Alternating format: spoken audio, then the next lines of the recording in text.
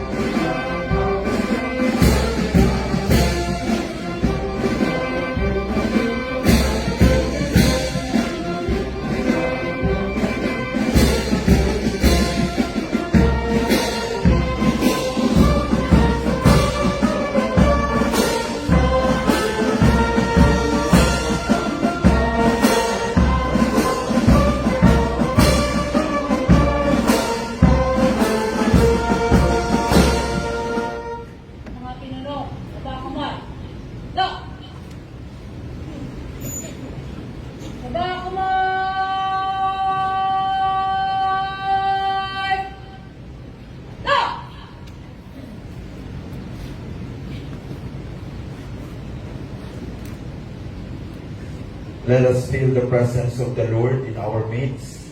Let us pray.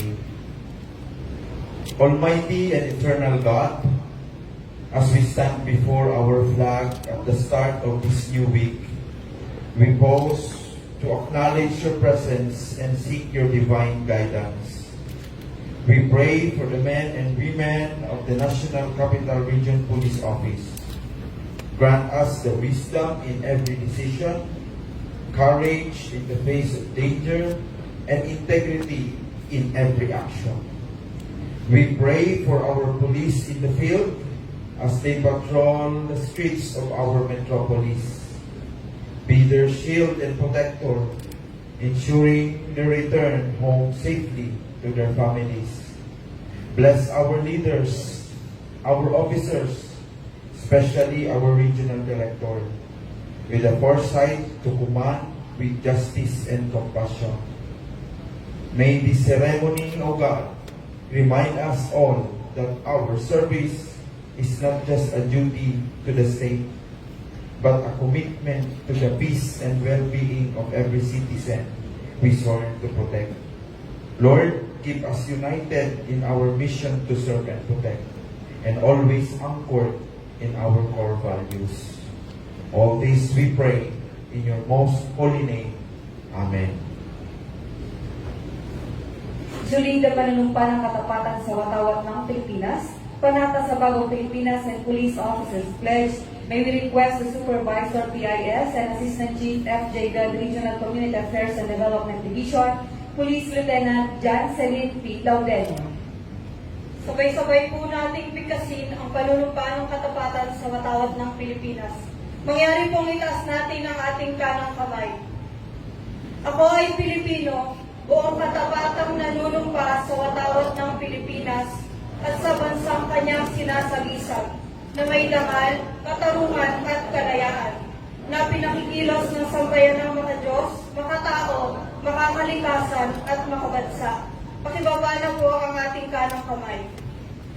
Sabay-sabay nating awitin ang himno ng Bagong Pilipinas.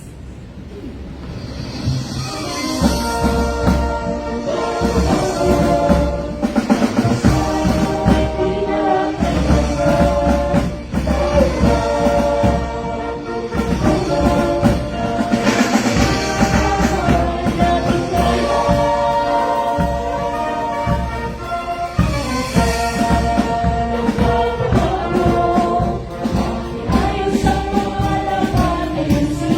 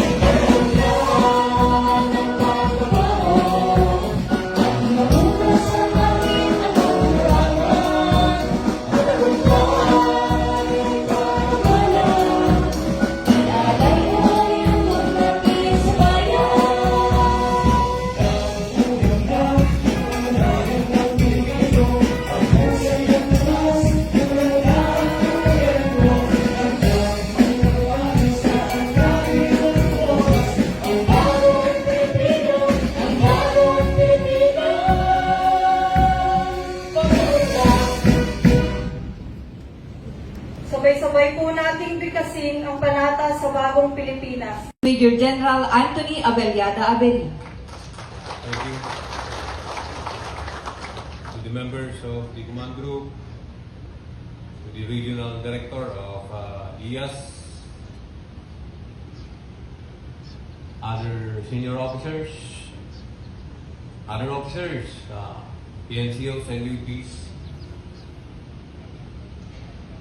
sa mga nakatayo sa harapan na kababaihan sa ating lahat, gandang umaga. As we begin another week of service, I would like to first express my sincere gratitude for the recognition given to me as a recipient of the Kawat Dakilang Lakan 2025. I accept this honor with humility, but more importantly, I accept it as a reflection of the hard work, commitment, and sacrifices of the entire NCRPO. Without the support and cooperation of every member of the NCRPO, hindi po natin makukuha ang award na to. At higit sa lahat, on a personal note, I would like to, of course, say thank you to Lieutenant Colonel Ace Pilare. Dito ba siya? Palakpakan natin si Jet. Kasi honestly, I don't know this award. Siya yung nag-apply ng award na to, then pinapirma lang po sa akin. Then he told me, sir, may interview sa ganito. Okay, let's comply with the requirement, then the rest is history. So, palakpakan natin ang bawat membro ng NCRP. Ang parangal na ito ay hindi lamang para sa inyong regional director. Ang totoo, ito ay parangal para sa bawat pulis ng NCRPO na walang sawang tumutupad sa tungkulin, sa init man o ulan, sa lansangan man o sa hintilan, sa lahat ng ating able, active, and allied personnel, kayo ang tunay na nasa likod ng bawat tagumpay. Kayo ang dahilan kung bakit matibay ang NCRPO. Kayo ang dahilan kung bakit kapuri-puri ang ating mga nagagawa. This recognition reminds us that leadership is not about personal credit. It is about shared purpose, collective effort, and responsibility to the people we serve. Whatever honor is given to your RD today, it stands on the strength, loyalty, and performance of NCRPO personnel on the ground. Kasabay nito, nais kong paalalahanan ang lahat na manatiling mapagmatsyag sa gitna ng patuloy na pagtaas ng presyo ng langis. Sa mga ganitong pagkakataon, may mga mapagsamantala na maaring magsagawa ng hoarding at profiteering. Hindi lamang sa produktong petrolyo, kundi maging sa mga pangunahing bilihin. So our duty is clear: to stay vigilant, be present, and be ready to act. In relation to this, last week, I have ordered na all private vehicles can only avail 10 liters a day. So, huwag kayong magalit sa gas boy natin. Okay? Kasi hindi kasi natin ma-anticipate kung kailan mare-replenish yung tanke natin. Baka mamaya walang darating na gasolina para sa atin, maapektuhan yung operations natin sa ground. So, bear with us. Ano muna tayo? Tipid-tipid muna tayo at kung pwedeng magbisikleta tayo, di magbisikleta muna tayo. Kagaya nga ng advice ng mga, of course, mga kilalang tao dyan na maayos din magbisikleta pagpasok sa trabaho. Pero pag gagawin nyo yun, magdala kayo ng marami yung bihisan. Ang sa ganon ay hindi kayo nangangamoy araw pagpasok sa opisina. Let us continue our shared mission with the DOE, DTI, LGUs, and other partner agencies to ensure that those who seek to exploit the situation at the expense of our people will be dealt with accordingly. The PNP has an important role in anti-hoarding efforts, and our vigilance can make a real difference in protecting the public from abuse and manipulation. Sa lahat, I encourage you to continue our work with focus, commitment, and discipline. Marami pa tayong dapat gawin, marami pa tayong dapat tutukan, at marami pa tayong mamamayang umaasa sa ating serbisyo. Let this new week remind us that our duty does not stop at recognition. It becomes even more meaningful when it inspires us to do better, serve better, and lead better. Let this week be another opportunity to serve with discipline, act with purpose, and deliver results that our people can truly feel. Maraming salamat sa inyong suporta, dedikasyon, at tapat ng paglilingkod. Muli, magandang umaga sa ating lahat.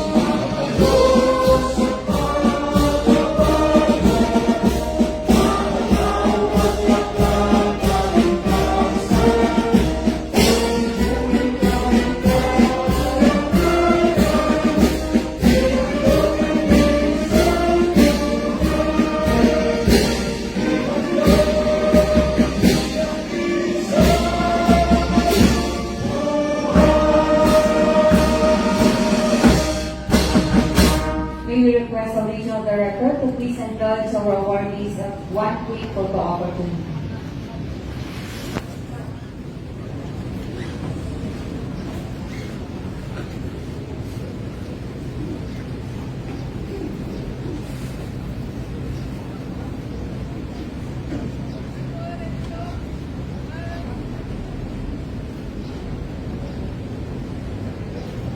Thank you very much, sir. And that concludes our program this morning. Maraming salamat po sa inyong lahat. And congratulations to all the awardees at laging tandaan na tayo ng bagong PNP para sa bagong Pilipinas na naghahatid ng serbisyong mabilis, tapat at nararamdaman. Muli, maraming salamat.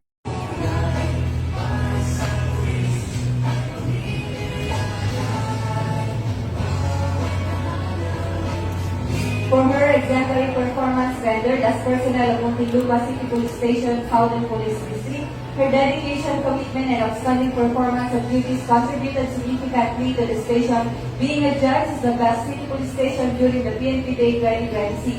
Medalya ng pagkilala is awarded to NUP Eileen R. Diatras of Southern Police District. By direction Police Major General Adelino, Official Police Colonel Rodel A. Pastor, Acting Chief of Legal Staff, signed Police Colonel Percival R. Zurita, guidance of our very able acting to the members of the command group, to the regional director of IAS, other senior officers, PNCOs and UPs, sa mga nakatayo sa harapan na kababaihan, sa ating lahat, magandang umaga.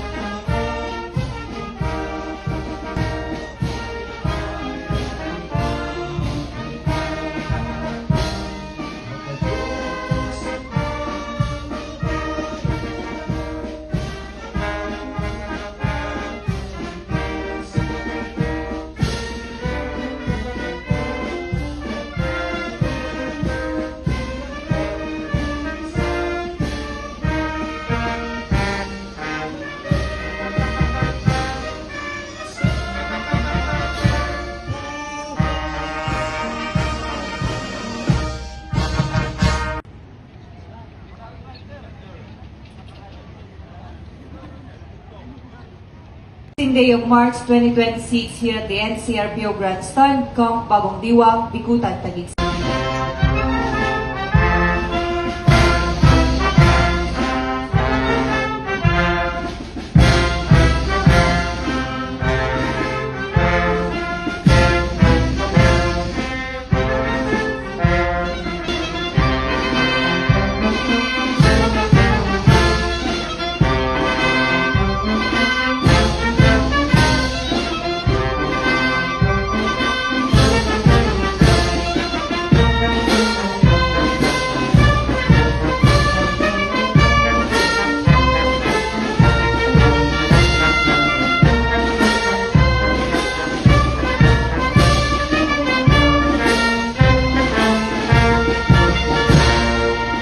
For the arrest of Erico Calao Alfonso, top 2 most wanted person municipal level for the crime of rape. Medalya ng Papuri is awarded to Patrolwoman Ann Catherine S. Bagain of Manila Police District. Is awarded to Patrolwoman Martha Genevieve Galaos of Regional Mobile Force Battalion.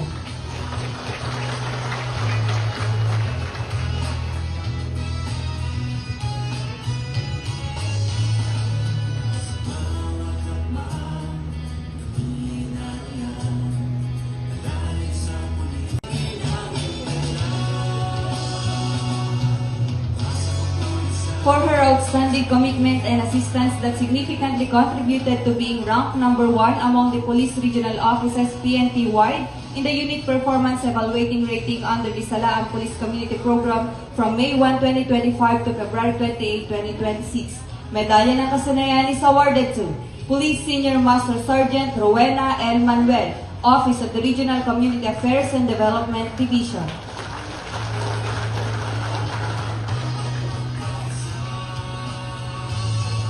Performance rendered as facilitator during the Lab in Action activity of the PNPO-LCFI and National Capital Region Police Office held on March 2, 2026.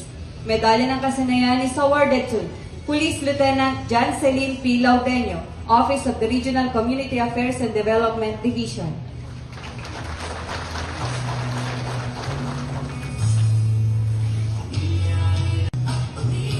for the arrest of RJ Taming Alcoriza during the bypass operation on February 3, 2026.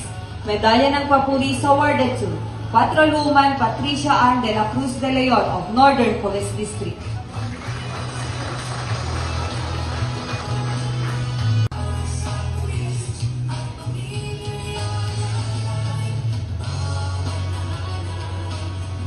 For her exemplary performance rendered as personnel of Muntinlupa City Police Station, Southern Police District, her dedication, commitment, and outstanding performance of duties contributed significantly to the station, being adjudged as the best city police station during the PNP Day 2026.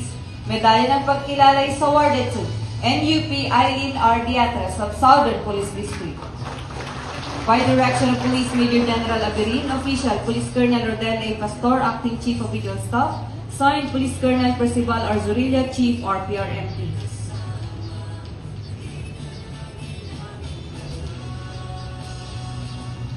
During the bypass operation on February 25, 2026, Medalya ng Kagalingan is awarded to Police Staff Sergeant Janice T. Alfigura of Eastern Police District.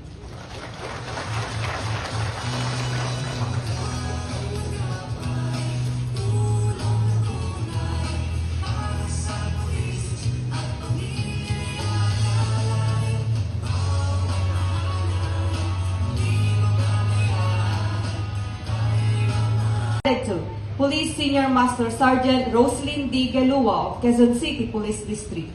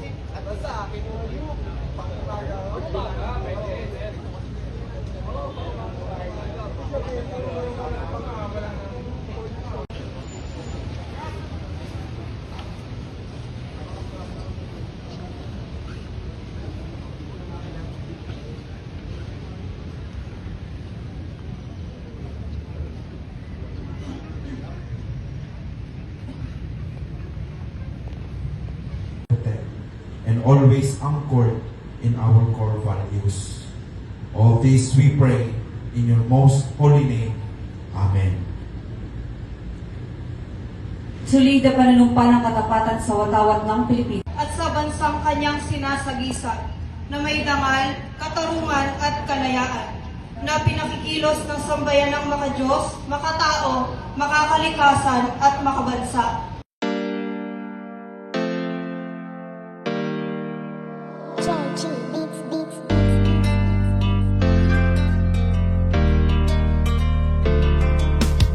O pakinggan ninyo ang kanta na ito para malaman talaga kung anong mali ninyo. Buksan nyo ang mata, itigil ang panghusga. Laging ipasok sa isip, hindi lahat sila. Di porket merong pumatay, lahat ay damay-damay. Huwag nating eterno ang ibang pulis na walang sablay. Hindi lahat sila ay magkakapareha. Merong matino, merong baliko at merong mukhang pera. Bigyan nating respeto ang ibang kapulisan. Punasan naman natin ng tsapa nilang narumihan, ng ibang kasamahan nila na pwedeng pintasan. Huwag nating lahatin kasi lahat di tulisan.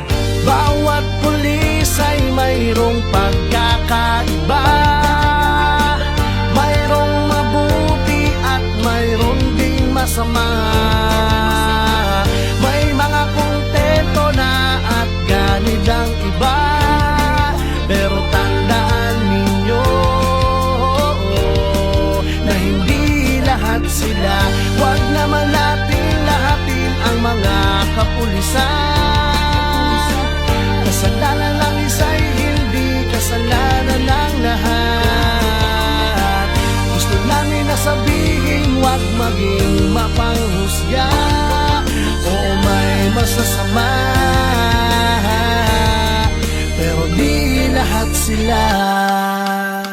Kahit ano pang sabihin, murahin sila o sisihin, ang mamuhay nang wala sila, tanong kaya ba natin? Kasalanan ng isa ay di kasalanan ng lahat. May matitino din naman kaya't huwag yung nilalahat. Pag-alagad ng batas sa hukay ang binabaon. Ganyan din ba kaingay ang mga tao ngayon? Isinasawalang bahala para bang walang nangyari. Kadalasan kung may krimen, sa kanila nakadepende. Paano kung nagkataong sila naman ang nakahon? Sino ang tutulong kung sakali? Yan ay ang tanong. Ika ba nangangamba kung mawawala sila? Sino pang magtatanggol? Sino po protekta? Bawat pulis ay mayroong pagkakaiba. Mayroong mabuti at mayroong ding masama. May mga kontento na at ganid ang iba. Pero tandaan ninyo na hindi lahat sila. Huwag naman natin lahatin ang mga kapulisan. Kasalanan ng isa'y hindi kasalanan ng lahat. Gusto namin na sabihin, huwag maging mapanghusga o may masasama. Pero di lahat sila. Kung minsan hindi nyo pansin, ang katarungan at timbangan ay mga matang duli. Lahat naman ng tao, ikaw at ako ay sumasablay rin.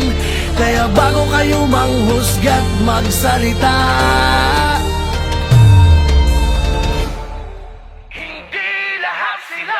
bawat pulis ay mayroong pagkakaiba. Mayroong mabuti at mayroong ding masama. May mga kontento na at ganid ang iba. Pero tandaan ninyo na hindi lahat sila. Huwag naman natin lahatin ang mga kapulisan. Kasalanan ng isa'y hindi kasalanan ng lahat. Gusto namin na sabihin, huwag maging mapanghusga o may masasama. Pero di lahat sila. Nahusgahan lahat ng mga alagad ng batas. Hindi nyo alam ang mga pagod at dami ng sakripisyo na kanilang dinadanas. Pagkupat pa sa kanilang inaalay para sa katahimikan ng ating bayan. Hindi lahat sila.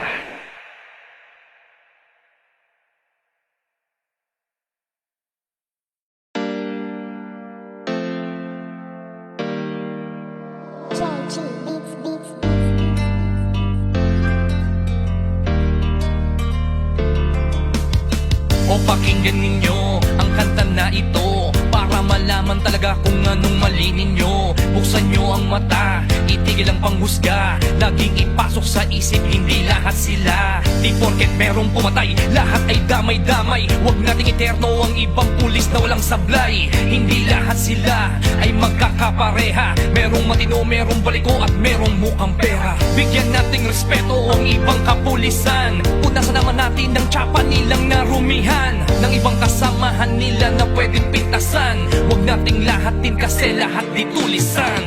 Bawat pulis ay mayroong pagkakaiba, mayroong mabuti at mayroong ding masama. May mga kontento na at ganid ang iba, pero tandaan ninyo na hindi lahat sila. Huwag naman natin lahatin ang mga kapulisan. Kasalanan ng isa'y hindi kasalanan ng lahat.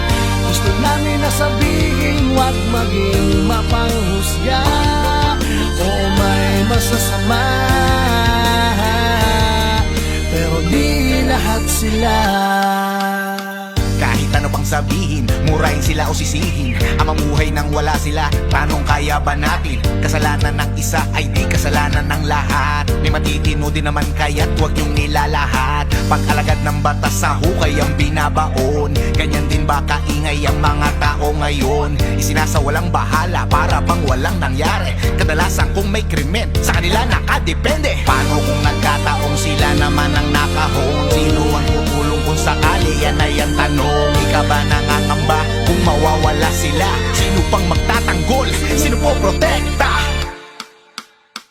Bawat pulis ay mayroong pagkakaiba, mayroong mabuti at mayroong ding masama.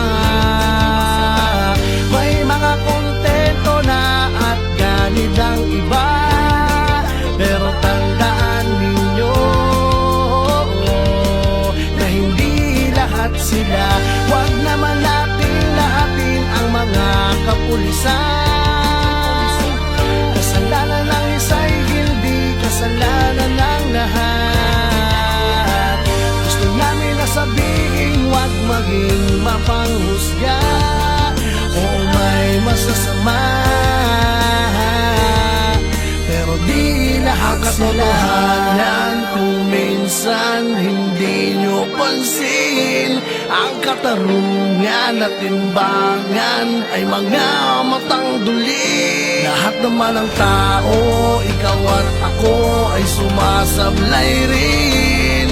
Kaya bago kayo manghusga't magsalita, Hindi lahat sila. bawat pulis ay mayroong pagkakaiba, mayroong mabuti at mayroong ding masama. May mga kontento na at ganid ang iba, pero tandaan ninyo na hindi lahat sila. Huwag naman natin lahatin ang mga kapulisan. Kasalanan ng isa'y hindi kasalanan ng lahat. Gusto namin na sabihin, huwag maging mapanghusga o may masasama, pero di lahat sila. Lahat ng mga alagad ng batas. Hindi nyo alam ang mga pagod at dami ng sakripisyo na kanilang dinadanas. At para sa kanilang inaalay, para sa katahimikan ng ating bayan. Hindi lahat sila.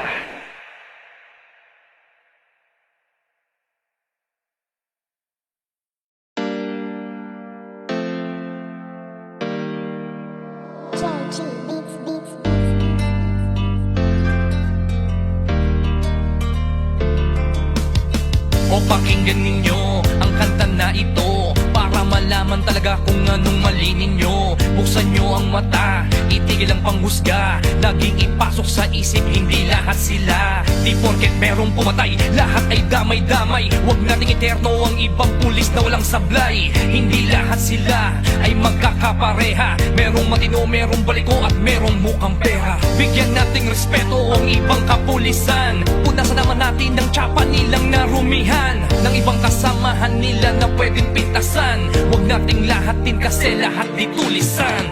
Bawat pulis ay mayroong pagkakaiba. Mayroong mabuti at mayroong ding masama. May mga kontento na at ganid ang iba. Pero tandaan ninyo na hindi lahat sila. Huwag naman natin lahatin ang mga kapulisan. Kasalanan ng isa'y hindi kasalanan ng lahat. Gusto namin na sabihin, huwag maging mapanghusga o may masasama. Pero di lahat sila. Kahit ano pang sabihin, murahin sila o sisihin, ang mamuhay nang wala sila, tanong kaya ba natin? Kasalanan ng isa ay di kasalanan ng lahat. May matitino din naman kaya't huwag yung nilalahat. Pag-alagad ng batas sa hukay ang binabaon. Ganyan din ba kaingay ang mga tao ngayon? Isinasawalang bahala para bang walang nangyari. Kadalasan kung may krimen, sa kanila nakadepende. Paano kung nagkataong sila naman ang nakahon? Sino ang tutulong kung sakali? Yan ay ang tanong. Ikaw ba nangangamba kung mawawala sila? Sino pang magtatanggol? Sino po protekta? Bawat pulis ay mayroong pagkakaiba. Mayroong mabuti at mayroong ding masama. May mga kontento na at ganid ang iba. Pero tandaan ninyo na hindi lahat sila. Huwag naman natin lahatin ang mga kapulisan. Kasalanan ng isa'y hindi kasalanan ng lahat. Gusto namin na sabihin, huwag maging mapanghusga o may masasama. Pero di lahat katotohanan kung minsan hindi nyo pansin. Ang katarungan at timbangan ay mga matang duli. Lahat naman ng tao, ikaw at ako ay sumasablay rin. Kaya bago kayo manghusga't magsalita,